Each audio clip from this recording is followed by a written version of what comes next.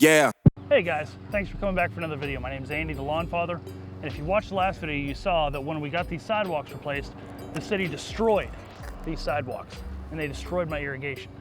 So what I'm gonna do is I'm gonna give you a quick, dirty little video on how we replace these and getting everything back. And after we do that, then we can start working on all the leveling and all the reseeding that we have to do to get it back to where it was. So let's get this thing switched. Yeah. So this one, the riser is completely snapped off, and I really hope the line underground is not. I can fix this, I have new risers. If this is split on the main line, that's not something that I am going to put a lot of work into. I am gonna call a professional and let them do it. But replacing a sprinkler head, I don't have a problem doing. If you ever have to do this on your own, this tool is priceless. Because what it does is it just slides down in there and it grips on to that riser.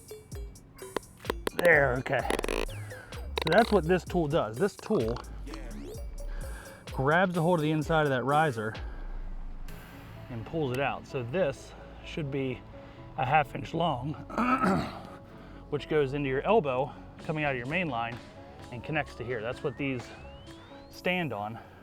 All right, so we have our new riser, and it looks like we got some dirt down in there, which is not a huge deal, because what I'm gonna do is I'm just gonna take the head off of the sprinkler and just stick it down in there.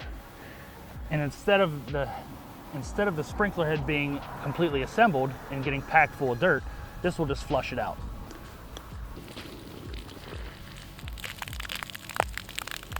I'd say it's working. Now I can't tell if this one is broken or not. So it sprays in the pattern that I would expect it to spray, but it doesn't do it with a whole lot of pressure. So it's here. I don't think that this one is working properly, but you can, there is a screw on the top of these where you can adjust how far they spray, but even that one's not looking too hot. So I am gonna pull this one out and I'm gonna replace it as well, just to see if there is anything wrong with it, and maybe we can fix that. I think I might have found the issue. I hope that that didn't break the line. I don't see any cracks in it, so let's throw a new one in it.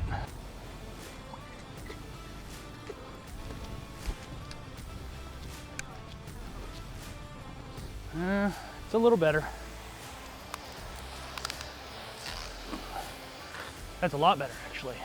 Much better. The second one still doesn't look super happy, but I think it might just be covered.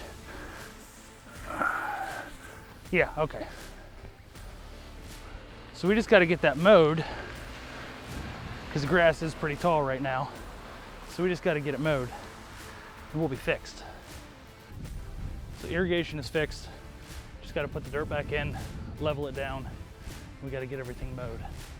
And then we're going to start working on filling everything in and getting it nice and smooth, get all the rocks out, and we'll go from there.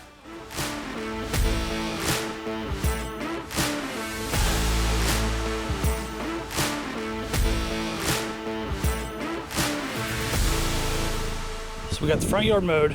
It's looking hot, edged, clean, good to go. But now we can really go test the sprinklers to see if we actually fixed it. So before, we really couldn't tell if we fixed it or not because the grass was so tall, we couldn't see if these sprinklers were going up. And now that we have that done, and I still have to adjust these heads a little bit because they're not spraying where we want them to. But all we gotta do, we can let this run for 1 minute and we'll see.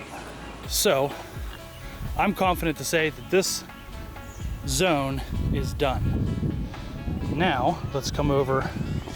Now we'll run this one. I think I'm gonna fix that head. Look at that. That's not perfect. That's not standing up and down.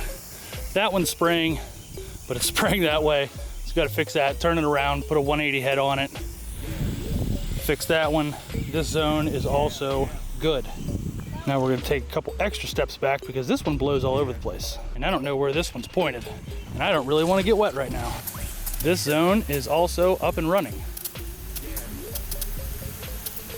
All right, well, I'm calling the irrigation fixed. There's still a lot of work to do, a lot of leveling to do, but that's not for today. So until the next time, keep that lawn green.